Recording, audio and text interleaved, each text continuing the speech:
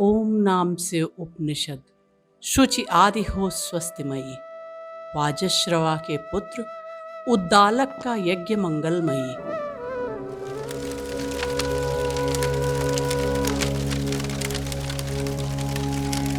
ये आश्रम है ऋषि वाजश्रवा का, और ऋषि वाजश्रवा विश्वजीत यज्ञ कर रहे थे। ओम भूर्भुवः स्वः तत्सवितुर्वरेण्यं भर्गो देवस्य धीमहि। ये हैं नचिकेता, ये ऋषि वाजश्रवा के पुत्र हैं। नचिकेता नाम का पुत्र उनका लीन था सर्वज्ञ में, धन दान में सब दे दिया था विश्वजीत इस यज्ञ में। भर्गो देवस्य धीमहि धियो यो नः प्रचोदयात्। यज्ञ संपूर्ण होने पर ऋषि वाजश्रवा ने अपनी सारी संपत्ति यज्ञ करने वालों को दान दे दी और बहुत संतुष्ट हुए, और उन्होंने साथ ही साथ अपनी सारी गायों को भी दान कर दिया। उपरांत यज्ञ के ब्राह्मणों को दक्षिणा के रूप में गौएं जो दी जानी थी, सब थीं जीर्ण शीर्ण स्वरूप में। पर बालक नचिकेता को गायों को दान में दिया जाना अच्छा नहीं लगा, क्योंकि वे गायें बूढ़ी और दुर्बल थीं। पिताजी अवश्य भूल कर रहे हैं। पुत्र होने के नाते उन्हें इस भूल के बारे में अवगत करना चाहिए। नचिकेता पिताजी के पास गए और बोले,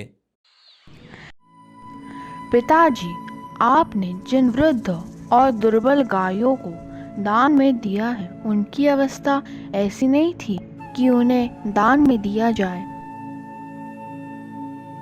नचिकेता बालक था, अपितु आवेश में कुछ कुछ कहा, क्या ध्यान योग्य हैं जीर्ण गौएं, शेष इनमें क्या रहा। मैंने प्रतिष्ठा चली थी, मैं अपना सब तो दान तो दूंगा, तो फिर गाय की तो मेरी है। नचिकेता ने कहा, मेरे विचार से दान में वही वस्तु देनी चाहिए जो उपयोगी हो और दूसरों के काम आ सके। फिर मैं तो आपका पुत्र हूँ, तो बताइए आप मुझे किसे देंगे? जो भी निरर्थक वस्तुएं हो, दान उनका व्यर्थ है। जो प्रिय श्रेय को दे सके, उस दान का ही अर्थ है। इन अर्थों में अति परम प्रिय धनतात का मैं पुत्र हूँ। मुझे आप किसको दे रहे, कृपया कहें, मैं व्यग्र हूँ। महर्षि ने नचिकेता की बात का कोई उत्तर नहीं दिया, परंतु नचिकेता ने बार बार यही प्रश्न दोहराया, तो महर्षि को क्रोध आ गया। मैं तुझे मिलना तो देता हूँ। शिष्य पुत्रों की तीन श्रेणी, श्रेष्ठ तो कहीं वंदना। कदापि मैं नहीं, अधम हूँ, क्यों गुपित तात है, दे क्षमा। यमराज को क्यों तात मुझको दे रहे, क्या मर्म है, अब गुपित भी अति लग रहे, करु शांत मेरा धर्म है। मैं यमराज के पास जा रहा हूँ, अनुमति दीजिए। महर्षि असमंजस में पड़ गए। काफी सोच विचार के बाद उन्होंने हृदय को कठोर करके उसे यमराज के पास जाने की अनुमति दी।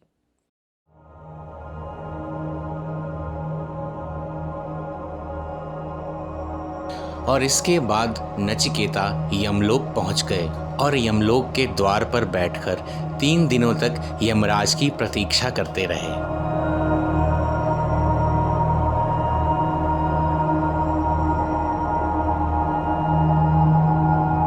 आखिरकार यमराज प्रसन्न हो ही गए। हे ऋषि कुमार,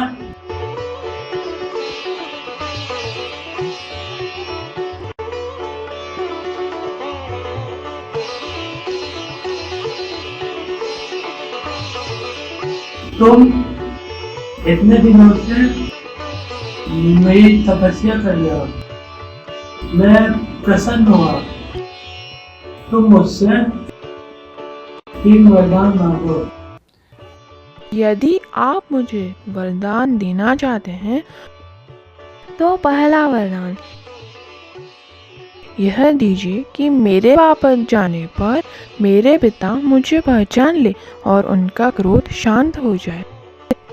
वापस यहाँ से जाऊं मैं तो पूर्ववत मेरे पिता क्रोध शोक से रहित शांत हो, मुदित मन आनंदिता स्नेह विकल होकर कहे, वह पुत्र नचिकेता यही तीनों वरों में हे मृत्युदेव, हे प्रथम वर इच्छित ही।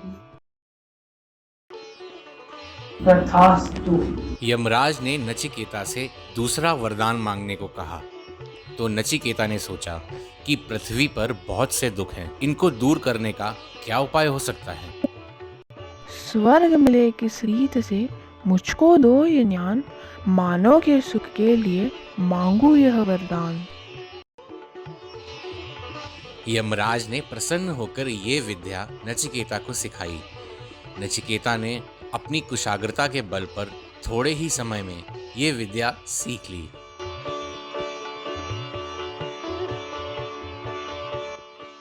नचिकेता की लगन और बुद्धिमत्ता देखकर यमराज बहुत प्रसन्न हुए और उनसे तीसरा वरदान मांगने को कहा।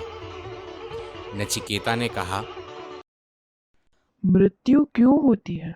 मृत्यु के बाद मनुष्य का क्या होता है?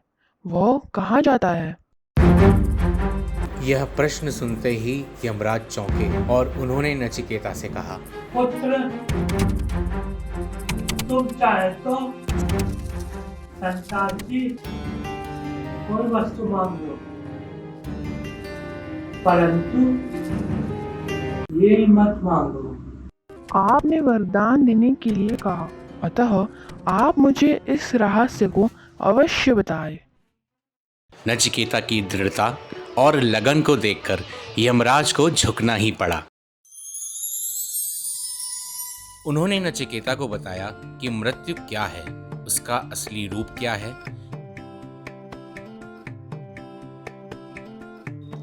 नचिकेता की थी अगाध लगन, मृत्यु को झुका दिया अत्यंत। यम ने दिया समस्त अनंत ज्ञान। नचिकेता की उत्कट जिज्ञासा को प्रणाम।